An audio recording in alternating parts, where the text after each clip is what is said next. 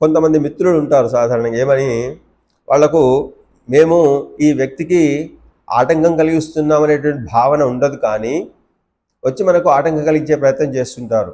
ఒక విద్యార్థి చక్కగా చదువుకుంటూ ఉంటాడు అనుకుందాం, మంచి విద్యార్థి, తెలివైన విద్యార్థి, ఏదో సాధించాలనేటువంటి తాపత్రయం ఉన్నటువంటి విద్యార్థి.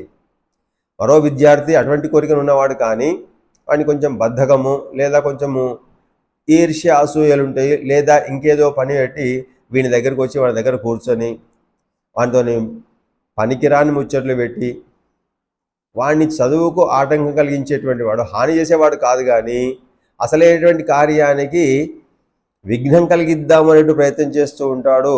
వాడు సాత్విక ఆటంకి. ఇంకా అదేవిధంగా మైనాకుడు ఒక రకంగా కృతజ్ఞత తెలపాలి హనుమంతునికి. పూర్వంలో